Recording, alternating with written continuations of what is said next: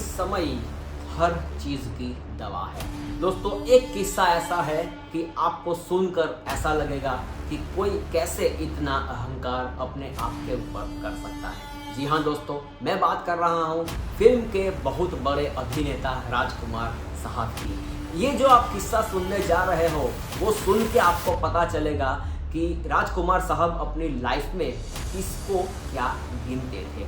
ऐसे तो बहुत सारे लोग हैं जिनका अपमान भरी बाजार में राजकुमार साहब ने किया है। कई लोग ऐसे हैं जो राजकुमार साहब के खिलाफ थे और कई लोग ऐसे थे जो राजकुमार साहब की जो ये टेक्निक थी दूसरे को नीचे दिखाने की, उनको सेंस ऑफ ह्यूमर का नाम भी देते हैं। ये जो किस्सा है वो दोस्तों राज तिलक फिल्म का है। राज तिलक फिल्म के अंदर दोनों 20 साल बाद मिल रहे थे। ये वीडियो देखने से पहले दोस्तों मैं आपको पहला वाला वीडियो देखना रेकमेंड करूंगा कि इनका जो अगला पार्ट मेरा आया था वो हकीकत में देख लीजिए, बहुत मजा आएगा। किस तरीके से धर्मेंद्र को भरी बाजार में राजकुमार साहब बारी बारी बेइज्जत करते रहे और धर्मेंद्र झेलते गए। लास्ट में क्या हुआ वो आपको उसी वीडियो में लास्ट में पता चलेगा। तो come to the main point कि एक बार राज तिलक नाम की फिल्म के अंदर 20 साल के बाद धर्मेंद्र और राजकुमार दोनों आमने सामने आ गए थे। पहले तो मना कर दिया था धर्मेंद्र ने कि मैं इनके साथ काम नहीं करूंगा, लेकिन कहा जाता है कि हर किसी का वक्त होता है। धर्मेंद्र भी पीक पर थे और राजकुमार भी उस वक्त पीक पर ही थे। राजकुमार साहब ने दोस्तों उस वक्त ऐसी भयंकर मजाक कर दी धर्मेंद्र के साथ कि पूरी बॉलीवुड इंडस्ट्री उस वक्त हिल गई थी। अगर ये कहानी आप सुनेंगे तब आपको भी पता चलेगा कि इतने बड़े कलाकार को कोई इतना बेइज्जत कैसे कर सकता है। एक बार जब फिल्म के सेट के ऊपर दोनों कलाकार मौजूद थे और उनका सीन साथ में था, तो धर्मेंद्र जी उस वक्त माहौल को ठंडा रखने की कोशिश कर रहे थे। न तो कुछ बोलना, न तो कुछ मजाक करना, न तो कुछ किसी के संपर्क में आना, और अपने आप में ही रहना वो पसंद करते थे कि ऐसा कोई इंसिडेंट न हो जाए कि जिनकी बदौलत उनकी फिल्म राज तिलक का शूटिंग रुक जाए। और दूसरी तरफ थे राजकुमार साहब जो कि अपनी जगह पर ही थे,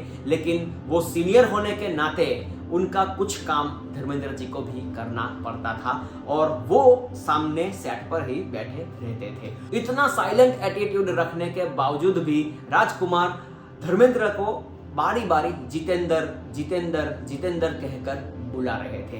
एक बार नहीं, दो बार नहीं, लेकिन हर वक्त जब उनका काम पड़ता था तब धर्मेंद्र को जितेंद्र कह के वो बुलाते थे। धर्मेंद्र ने सोचा कि अब मैं राजकुमार साहब को मेरी बात सीधी कह देता हूँ कि मुझे मेरे नाम से बुलाइए। वो राजकुमार साहब के पास गए और उन्होंने रिक्वेस्ट के टोन में कहा कि मेरा नाम धर्मेंद्र है, मुझे धर्मेंद्र कह के बुलाइए, मुझे जितेंद्र मत कहिए। तो दोस्तों उस वक्त राजकुमार साहब ने जो कटाक्ष के अंदर जो क्रिटिक्स गिन लीजिए या तो सेंस ऑफ ह्यूमर गिन लीजिए, जो कहा वो इतना भयंकर था कि किसी को भी डाइजेस्ट करने में तकलीफ हो सकती है। राजकुमार साहब ने धर्मेंद्र की बात सुन के कुछ ऐसा कहा था, धर्मेंद्र हो या जितेंद्र हो या बंदर हो, राजकुमार के लिए सब एक है जानी। तो दोस्तों ये जब सेंटेंस धर्मेंद्र ने सुना तो धर्मेंद्र पूरी तरीके से टूट गए थे और उन्होंने लड़ने का तय किया था। अब कुछ भी हो जाए मैं इनसे ज्यादा बर्दाश्त नहीं करूंगा। अगल बगल वाले जो फिल्म के लोग थे वो धर्मेंद्र जी से मिले और उनको समझाया कि बात बिगाड़ने में मजा नहीं है, उनकी करियर पर भी असर पड़ेगा और हमारी फिल्म भी रुक जाएगी। तो दोस्तों ये जो उनका सेंटेंस था, जितेंद्र हो, धर्मेंद्र हो या तो बंदर हो, राजकुमार के लिए सब एक है जानी, ये जो डायलॉग था उसके अंदर राजकुमार साहब अपने आप को क्या समझते थे वो उनके एटीट्यूड में, वो उनकी बोली में, वो उनके सेंटेंस में हमें पता चलता है। उस फिल्म के बाद धर्मेंद्र ने तय किया था कि मैं जिंदगी भर के लिए राजकुमार साहब के साथ अब काम नहीं करूंगा। बहुत बर्दाश्त कर लिया, लेकिन ये आदमी के साथ काम करना यानी कि अपनी करियर को डुबोना, वो ऐसा कुछ समझ रहे होंगे। तो एक बार यश चोपड़ा साहब अपनी फिल्म लेकर गए थे राजकुमार साहब के पास और वहां पर जब स्टोरी लाइनअप सुनाई तो पूरी स्टोरी तो उनको बहुत पसंद आई, लेकिन एक जो सीन था वो करने से राजकुमार साहब ने क्लियर कट मना कर दिया। और वो सीन कुछ ऐसा था। हिंदी फिल्मों में विलनों का दबदबा कैसा है ये तो आप सबको पता ही होगा।